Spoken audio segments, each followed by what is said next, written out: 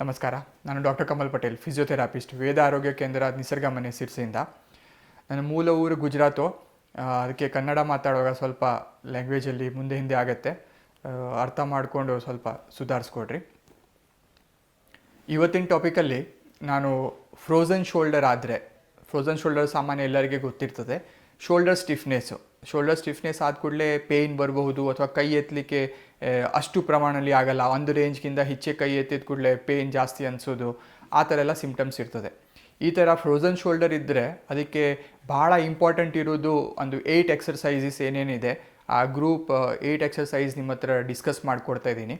So ಆ exercise ನೀವು regular ಆಗಿ ಪ್ರಾಕ್ಟೀಸ್ ಮಾಡ್ತಾ ಬಂದರೆ ಪೇಯ್ನ್ ಕಡಿಮೆ ಮಾಡಲಿಕ್ಕೂ ಸಾಧ್ಯ ಆಗುತ್ತೆ. ಹಾಗೆ ಕೈ ನಿಧಾನ ಮತ್ತು ಹೆಚ್ಚೆ ರೇಂಜ್ ತನಕ ಎತ್ತಲಿಕ್ಕೆ ಮತ್ತು ಬೇರೆ ಬೇರೆ ಡೈರೆಕ್ಷನ್ಸಲ್ಲಿ ಕೈ ಎತ್ತಲಿಕ್ಕೇನು ಮೂಮೆಂಟ್ಸ್ ಮಾಡೋ ಸಾಧ್ಯ ಆಗ್ತದೆ. ಸೊ ಬನ್ನಿ ಈಗ ನೋಡುವ. ಫಸ್ಟ್ ಎಕ್ಸರ್ಸೈಸ್ ಏನಿದೆ ಅದಕ್ಕೆ ಕ್ಯಾಪ್ಸುಲಾರ್ ಸ್ಟ್ರೆಚಿಂಗ್ ಎಕ್ಸಸೈಸ್ ಅಂತ ಹೇಳ್ತೀವಿ. ಸೊ ಈಗ ನಾವು ಡಿಸ್ಕಸ್ ಮಾಡಿದ ಪ್ರಕಾರ ಫ್ರೋಝನ್ ಶೋಲ್ಡರಲ್ಲಿ ಫಸ್ಟ್ ಗ್ರೂಪ್ ಎಕ್ಸಸೈಸ್ ಏನಿದೆ ಅದಕ್ಕೆ ಕ್ಯಾಪ್ಸುಲಾರ್ ಸ್ಟ್ರೆಚಿಂಗ್ ಎಕ್ಸಸೈಸ್ ಅಂತ ಹೇಳ್ತೀವಿ. ಶೋಲ್ಡರ್ ಜಾಯಿಂಟ್ಸ್ ಮೇಲ್ಗಡೆ ಒಂದು ರಬ್ಬರ್ ಶೀತ್ ಥರ ಇರುತ್ತೆ. ಆ ಸೈನೋವಿಯಲ್ ಶೀತ್ನೂ ಕೂಡ ಯಾವಾಗ ಪೇಯ್ನ್ ಜಾಸ್ತಿ ಇರುತ್ತೆ ಆವಾಗ ನಿಧಾನ ಸ್ಟಿಫ್ ಆಗಿರುತ್ತೆ. ಅದೂ ಒಂದು ಕಾರಣ ಆಗುತ್ತೆ. ಕೈ ಎತ್ತಲಿಕ್ಕೆ ಬರಬಾರ್ದು, ಕೈ ಎತ್ತಕ್ಕೆ ಬರಲ್ಲ, ಅಥವಾ ಶೋಲ್ಡರ್ ಪೇಯ್ನ್ ಆಗೋದು.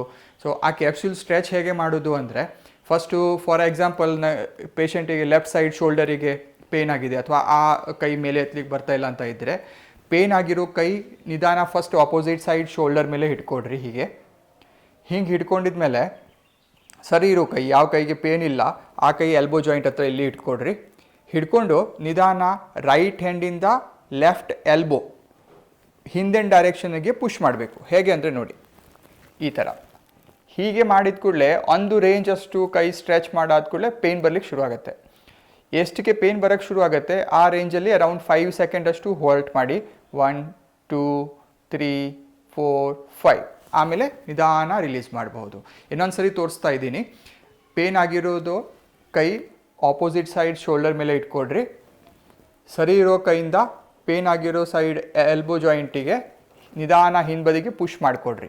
ಹೀಗೆ ಮಾಡುವಾಗ ಶೋಲ್ಡರ್ ಈ ಬದಿಗೆ ಮತ್ತು ಒಳಗಿನ ಪೋರ್ಷನಿಗೆ ಪೇಯ್ನ್ ಅನಿಸ್ಬಹುದು. ಎಷ್ಟು ಪೇಯ್ನ್ ಟಾಲರೇಟ್ ಆಗುತ್ತೆ ಅಲ್ಲಿ ತನಕ ಪುಷ್ ಮಾಡಿಕೊಡ್ಬೋದು. ಇದು ಫಸ್ಟು ಕ್ಯಾಪ್ಸುಲಾರ್ ಸ್ಟ್ರೆಚಿಂಗ್ ಎಕ್ಸಸೈಸ್. ಎರಡನೇದು ಕ್ಯಾಪ್ಸುಲಾರ್ ಸ್ಟ್ರೆಚಿಂಗ್ ಎಕ್ಸಸೈಸ್ ಏನಂದರೆ, ಸಾಧ್ಯ ಆಗುತ್ತಷ್ಟು ಕೈ ತಲೆ ಹಿಂಬದಿಗೆ ಹಿಡ್ಕೊಳ್ಳಿಕ್ಕೆ ಟ್ರೈ ಮಾಡಿ. ಕತ್ತು ಭಾಗಲ್ಲಿ ಇಡ್ಬೋದು, ಅಥವಾ ತಲೆ ಹಿಂಬದಿಗೆ ಇಟ್ಟಿದ್ರೂ ಪರವಾಗಿಲ್ಲ. ಇಟ್ಕೊಂಡು ಸಪೋಸ್ ಇನ್ನೂ ನಿಮಗೆ ಪೇಯ್ನ್ ಅಷ್ಟು ಬರಲಿಲ್ಲ ಅಂದರೆ ಆಪೋಸಿಟ್ ಸೈಡ್ ಕೈಯಿಂದ ಆ ಕೈಗೆ ಗ್ರೀಪ್ ಮಾಡಿ ನಿಧಾನ ಮತ್ತು ಪುನಃ ಆಪೋಸಿಟ್ ಸೈಡ್ ಶೋಲ್ಡರ್ ಬದಿಗೆ ಸ್ಟ್ರೆಚ್ ಮಾಡ್ಕೊಳ್ಬಹುದು. ಹೀಗೆ ಮಾಡುವಾಗ ಕೆಳಗಿನ ಪೋರ್ಷನ್ಸಿಗೆ ಇರೋದು ಆ ಸೈನೋವಿಯಲ್ ಶೀತ್ ಏನಿದೆ ಅದು ಸ್ಟ್ರೆಚ್ ಆಗುತ್ತೆ. ಆವಾಗ ನಿಧಾನ ಕೈ ಮೇಲೆ ಎತ್ತಲಿಕ್ಕೆ ಬರ್ತದೆ. ಈ ಥರ ಮಾಡೋದು. ಒಂದು ಸರಿ ಮಾಡುವಾಗ 5 ಸೆಕೆಂಡ್ ಅಷ್ಟು ಹಾಲ್ಟ್ ಮಾಡಿ ಆಮೇಲೆ ನಿಧಾನ ರಿಲೀಸ್ ಮಾಡ್ಕೊಳ್ಬಹುದು. ಹಾಗೆ ಮೂರನೇದು ಕ್ಯಾಪ್ಸುಲಾರ್ ಸ್ಟ್ರೆಚಿಂಗ್ ಎಕ್ಸಸೈಸ್ ಅಂದರೆ, ಫ್ರಂಟ್ ಸೈಡಿಗೆ ಇರೋದು ಕ್ಯಾಪ್ಸುಲ್ ಏನಿದೆ ಅದು ಟೈಟ್ ಇದ್ದರೆ ಅದು ರಿಲೀಸ್ ಹೇಗೆ ಮಾಡಬೇಕು ಅಂದರೆ, ಫಸ್ಟು ಹೀಗೆ ಎರಡು ಕೈ ಹಿಂಬದಿಗೆ ಹಿಡ್ಕೊಡ್ರಿ. ಸೊಂಟ ಹಿಂಬದಿಗೆ ಹಿಡ್ಕೊಂಡು ನಿಧಾನ ಸಾಧ್ಯ ಆಗುತ್ತಷ್ಟು ಬಾಡಿ ಬೆಂಡ್ ಮಾಡಿಲ್ಲದೆ ಕೈ ಬಾಡಿಯಿಂದ ದೂರ ಮಾಡೋಕ್ಕೆ ಟ್ರೈ ಮಾಡಿ. ಈ ಥರ ಬಾಡಿ ಹೀಗೆ ಫಾರ್ವರ್ಡ್ ಬೆಂಡ್ ಆಗಬಾರ್ದು, ಸ್ಟ್ರೇಟ್ ನಿಂತ್ಕೊಡ್ರಿ. ಎರಡು ಕೈ ನಿಧಾನ ಹಿಂಬದಿಗೆ ಪುಷ್ ಮಾಡಿಕೊಂಡು 5 ಸೆಕೆಂಡ್ ಅಷ್ಟು ಹಾಲ್ಟ್ ಮಾಡಿ. 1 2 3 4 5 ಆಮೇಲೆ ರಿಲೀಸ್ ಮಾಡಬಹುದು. ಸೊ ಈ 3 ಕ್ಯಾಪ್ಸುಲಾರ್ ಸ್ಟ್ರೆಚಿಂಗ್ ಎಕ್ಸಸೈಸ್ ಏನಿದೆ ಅದು around 10 to 15 times daily 2 times morning ಮತ್ತು ಈವ್ನಿಂಗ್ ರೆಗ್ಯುಲರ್ ಆಗಿ ಮಾಡ್ತಾ ಬಂದರೆ ಆ ಕ್ಯಾಪ್ಸೂಲ್ಸ್ ಒಳಗೆ ಅಥವಾ ಜಾಯಿಂಟ್ಸ್ ಒಳಗೆ ಮೇಲೆ ಇರೋದು ಆ ಒಂದು ರಬ್ಬರ್ ಚೀಲ ಥರ ಏನಿರುತ್ತೆ, ರಬ್ಬರ್ ಕವರ್ ಥರ ಏನಿರುತ್ತೆ ಅದು ಸ್ಟ್ರೆಚ್ ಮಾಡ್ಕೊಳ್ಳಿಕ್ಕೆ ಹೆಲ್ಪ್ ಆಗ್ತದೆ. ಸೊ ಹಾಗೆ ಎರಡನೇ ಎಕ್ಸರ್ಸೈಸು ಅಂದರೆ ಟ್ರೆಪೆಜಿಯಸ್ ಮಸಲ್ಸು ರಿಲೀಸ್ ಆಗಲಿಕ್ಕೆ ಮತ್ತು ಸ್ಟ್ರೆಂತ್ ಇಂಪ್ರೂವ್ ಆಗಲಿಕ್ಕೆ. ಹಾಗೆ ಸ್ಕ್ಯಾಪ್ಯುಲಾ ಅಂತ ಹೇಳಿ ಹಿಂದೆ ಬೋನ್ ಏನಿರುತ್ತೆ ಅದಕ್ಕೆ ಗ್ಲೈಡ್ ಮಾಡಲಿಕ್ಕೆ ಇರೋದು ಎಕ್ಸಸೈಸ್ ಇದೆ. ಅದು 2 ಥರ ಮಾಡ್ಕೊಳ್ಬೇಕು. ಹೇಗೆ ಅಂದರೆ, ಹೀಗೆ ಸ್ಟ್ರೇಟ್ ನಿಂತ್ಕೊಂಡು ಶೋಲ್ಡರ್ ಶ್ರಗ್ ಮಾಡಿ ಹೀಗೆ ಮೇಲೆ ಎತ್ತಿ ಸಾಮಾನ್ಯ ರೀತಿ ಶೋಲ್ಡರು ಕಿವಿ ಬದಿಗೆ ಪಾಸ್ ಆಗಬೇಕು. ಆಗತ್ತಷ್ಟು ಕಿವಿ ಹತ್ತಿರ ಹೋಗಿ ಮತ್ತು ನಿಧಾನ ರಿಲೀಸ್ ಮಾಡಿ. ಇದು ಅರೌಂಡ್ 15 to 20 ಟೈಮ್ಸ್ ಕಂಟಿನ್ಯೂಸ್ ಆಗಿ ಮಾಡಬಹುದು. ಇದರಲ್ಲಿ ಹಾಲ್ಟ್ ಮಾಡೋ ಅವಶ್ಯಕತೆ ಇಲ್ಲ. ಓಕೆ. ಮೂರನೇದು ಎಕ್ಸರ್ಸೈಸ್ ಅಂದರೆ, 2 ಕೈ ಶೋಲ್ಡರ್ ಮೇಲೆ ಹಿಡ್ಕೊಡ್ರಿ. ಈ ಥರ ಹಿಡ್ಕೊಂಡು ಆಗತ್ತಷ್ಟು ಕೈ ಹಿಂಬದಿಗೆ ಸ್ಟ್ರೆಚ್ ಮಾಡಿ. ಫಾರ್ವರ್ಡ್ ಜಾಸ್ತಿ ತಗೊಳ್ಳಿಲ್ಲ ಅಂದರೂ ಬ್ಯಾಕ್ ಸೈಡ್ ಸಾಧ್ಯ ಆಗುತ್ತಷ್ಟು ಸ್ಟ್ರೆಚ್ ಆಗಬೇಕು. ಯಾಕಂದರೆ ಇಲ್ಲಿ ಪ್ಯಾಕ್ಟೋರಾಲಿಸ್ ಮೇಜರ್ ಮತ್ತು ಮೈನರ್ ಅಂತ ಹೇಳಿ ಮಸಲ್ಸು ಟೈಟ್ ಆಗಿರ್ತದೆ. ಫ್ರೋಝನ್ ಶೋಲ್ಡರ್ ಆಗುವಾಗ ಆ ಮಸಲ್ಸ್ ರಿಲೀಸ್ ಆಗಬೇಕಾಗುತ್ತೆ. ಸೊ ಆವಾಗ ನೀವು ಈ ಥರ ಹಿಂಬದಿಯಿಂದ ಕಂಪ್ಲೀಟು ಸ್ಟ್ರೆಚ್ ಮಾಡಿ ನಿಧಾನ ಶೋಲ್ಡರ್ ಸರ್ಕಲ್ ತಿರ್ಸ್ಬಹುದು. ಇದಕ್ಕೆ ನಾವು ಶೋಲ್ಡರ್ ಬ್ಯಾಕ್ ರೊಟೇಷನ್ ಎಕ್ಸಸೈಸ್ ಅಂತ ಹೇಳ್ತೀವಿ. ಸೊ ಈ ರೆಗ್ಯುಲರ್ ಆಗಿ 15 to 20 times 2 to 3 times per day ಮಾಡ್ಕೊಳ್ಬಹುದು. ಸೊ ಹಾಗೆ ಫ್ರೋಝನ್ ಶೋಲ್ಡರಲ್ಲಿ 4ನೇದು ಇಂಪಾರ್ಟೆಂಟ್ ಎಕ್ಸಸೈಸ್ ಅಂದರೆ ಅದಕ್ಕೆ ನಾವು ಟಾವೆಲ್ ಎಕ್ಸರ್ಸೈಸ್ ಅಂತ ಹೇಳ್ತೀವಿ. ಟಾವೆಲ್ ಎಲ್ಲರ ಮನೆಯಲ್ಲಿ ಇರ್ತದೆ. ಸಿಂಪಲ್ ಆ ಟಾವೆಲ್ ಹೆಲ್ಪಿಂದ ನೀವು ಸ್ಟ್ರೆಚ್ ಮಾಡ್ತಾ ಹೋದರೆ ಶೋಲ್ಡರ್ ಮತ್ತು ಪುನಃ ಸ್ಟ್ರೆಚ್ ಮಾಡ್ಕೊಂಡಿದ್ರೆ ನಿಮಗೆ ಪೇನ್ ಕಡಿಮೆ ಆಗುತ್ತೆ, ರೇಂಜ್ ಇಂಪ್ರೂವ್ ಆಗುತ್ತೆ. ಹೇಗೆ ಅಂತ ನೋಡುವ. ಈ ಥರ ಸಿಂಪಲ್ ಯಾವುದೋ ಒಂದು ಮನೆಯಲ್ಲಿರೋದು ಟಾವೆಲ್ ಯೂಸ್ ಮಾಡ್ಕೊಳ್ಬಹುದು. ಟಾವೆಲು ಪೇನ್ ಆಗಿರೋದು ಕೈ ಹಿಂದೆ ಬದಿಗೆ ಬರಬೇಕು. ಈ ಥರ ಲೆಫ್ಟ್ ಸೈಡಿಗೆ ಪೇನ್ ಇದೆ, ಸೊ ಆ ಕೈ ಹಿಂದೆ ಬದಿಗೆ ಬರಬೇಕು. ಸರಿ ಇರೋ ಕೈ ಮೇಲ್ಬದಿಗೆ ಹೋಗುತ್ತೆ. ಈ ಥರ ಹೀಗೆ ಇಟ್ಕೊಂಡು ನಿಧಾನ ರೈಟ್ ಸೈಡ್ ಕೈ ಮೇಲೆ ಮಾಡಿ. ಸೊ ಅದು ನಿಮ್ಮದು ಲೆಫ್ಟ್ ಹ್ಯಾಂಡಿಗೆ ಒಳಗೆ ಪುಲ್ ಮಾಡ್ಕೊಳ್ಳಿಕ್ಕೆ ಹೆಲ್ಪ್ ಆಗ್ತದೆ. ಸೊ ಇದು 2 ಥರ ಆ್ಯಕ್ಷನ್ ಇದೆ. ಒಂದು ಹೀಗೆ ಪುಲ್ ಮಾಡುವಾಗ ಲೆಫ್ಟ್ ಹ್ಯಾಂಡ್ ಯಾವುದು ಶೋಲ್ಡರಿಗೆ ಪೇನ್ ಇದೆ ಆ ಕೈ ಒಳಗೆ ಬರಬೇಕು ಈ ಥರ, ಮತ್ತು ಸಾಧ್ಯ ಆಗತ್ತಷ್ಟು ಮೇಲೆ ಬದಿಗೆ ತರಬೇಕು ಹೀಗೆ.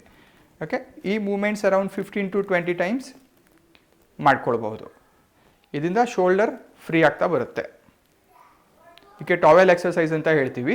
So around 15-20 repetitions 2 times morning ಮತ್ತು ಈವ್ನಿಂಗ್ ಮಾಡ್ಕೊಳ್ಬಹುದು. ಹೀಗೆ ಕೈಯಲ್ಲಿ ಹಿಡ್ಕೊಡ್ರಿ ಟಾವೆಲು, ಮತ್ತು ಕೈ ಒಳಗೆ ಬರಬೇಕು ಮತ್ತು ಹಿಂಗೆ ಮೇಲೆ ಹೋಗಬೇಕು. ಹೀಗೆ ಮೇಲೆ ಪುಷ್ ಮಾಡಿಕೊಡ್ರಿ. ಸೊ ಇದರಿಂದನೂ ನಿಧಾನ ಪೇನ್ ಕಡಿಮೆ ಮಾಡಲಿಕ್ಕೆ ಸಾಧ್ಯ ಆಗ್ತದೆ. ಸೊ ಈಗ ಫ್ರೆಂಡ್ಸ್ ನಾವು ಫ್ರೋಝನ್ ಶೋಲ್ಡರಲ್ಲಿರೋದು 5ನೇ ಇಂಪಾರ್ಟೆಂಟ್ ಎಕ್ಸಸೈಸ್ ಬಗ್ಗೆ ನೋಡ್ತಾ ಇದ್ದೀವಿ. ಅದಕ್ಕೆ ಪೆಂಡ್ಯುಲಾರ್ ಎಕ್ಸಸೈಸ್ ಅಂತ ಹೇಳ್ತೀವಿ. ಅದು ಭಾಳ ಟ್ರೆಡಿಷ್ನಲ್ ಎಕ್ಸಸೈಸ್ ಇದೆ. ಫ್ರೋಝನ್ ಶೋಲ್ಡರ್ ಯಾರಿಗೆ ಆದರೂ ಈ ಥರ ಎಕ್ಸಸೈಸು ಪ್ರೊಫೆಷ್ನಲ್ ಮೆಡಿಕಲ್ ಪ್ರಾಕ್ಟೀಷ್ನರ್ ಯಾವಾಗಲೂ ತೋರಿಸ್ತಾರೆ. ಸೊ ಬನ್ನಿ ಅದು ಹೇಗೆ ಅಂತ ನೋಡುವ. ಅದರಲ್ಲಿ ನೀವು ಕೈಯಲ್ಲಿ 1 kg ಅಷ್ಟು ವೇಟ್ ಹಿಡಿಬೇಕಾಗ್ತದೆ. ನಮ್ಮ ಹತ್ರ ಡಂಬೆಲ್ಸ್ ಇದೆ. ನೀವು ಮನೆಯಲ್ಲಿ ನೀರಿನ ಬಾಟಲಲ್ಲಿ ನೀರು ತುಂಬ್ಕೊಳ್ಬಹುದು ಅಥವಾ ರೇತಿ ತುಂಬ್ಕೊಂಡಿದ್ರೂ ಪರವಾಗಿಲ್ಲ. ಅದು ಸುಮಾರು 1 kg ಅಷ್ಟು ವೇಟ್ ಆಗುತ್ತೆ. ನೋವಿರೋ ಕೈಯಲ್ಲಿ ಅದು ವೇಟ್ ಹಿಡ್ಕೊಂಡು ಸೈಡಿಗೆ ಟೇಬಲ್ ಅಥವಾ ಬೇರೆ ಏನಾದರೂ ಕಾಟ್ ಇರಬಹುದು, ಅದದು ಒಂದು ಕೈಯಿಂದ ಸಪೋರ್ಟ್ ತಗೊಳ್ಳಿ.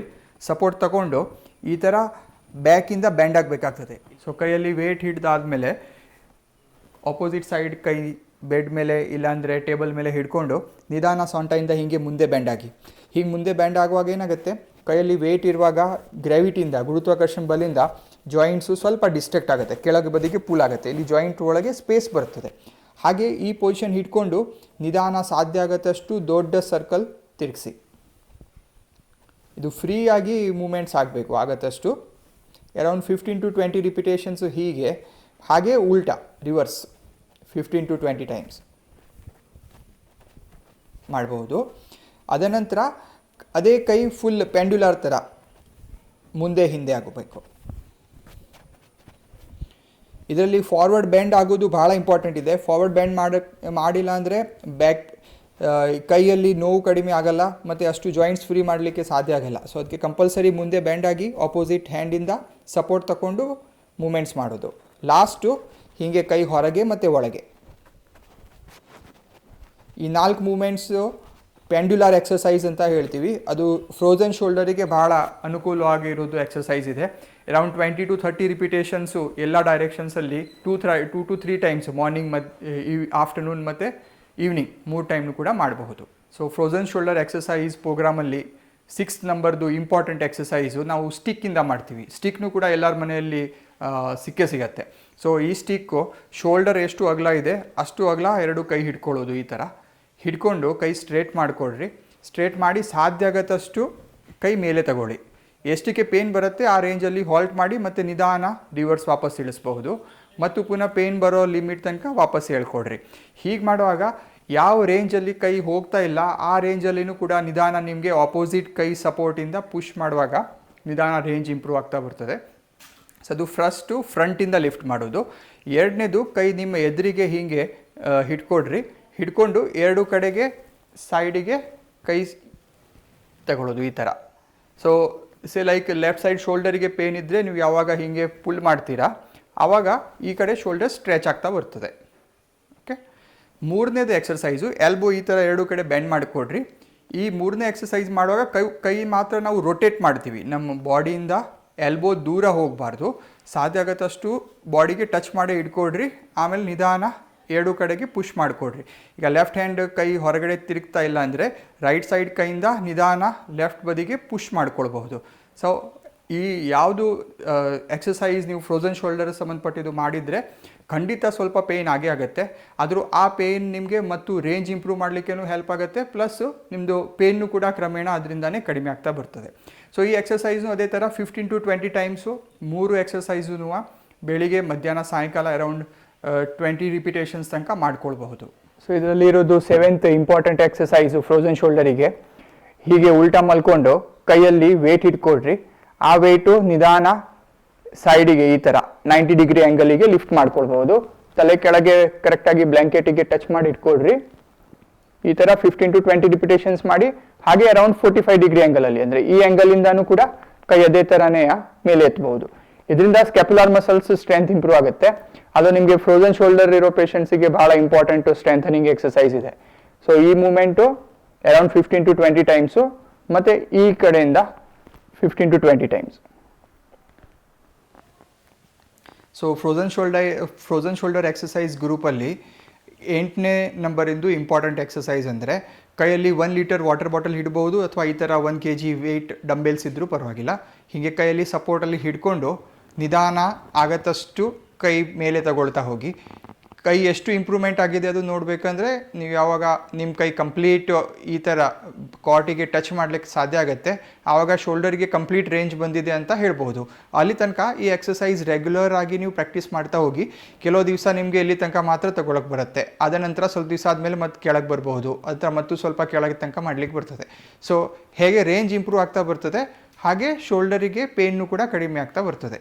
ಈ ಥರ ಅರೌಂಡ್ 15 to 20 ರಿಪಿಟೇಷನ್ಸು ಮಾರ್ನಿಂಗ್, ಆಫ್ಟರ್ನೂನ್ ಮತ್ತು ಈವ್ನಿಂಗ್ ಮಾಡ್ಕೊಳ್ಬೋದು.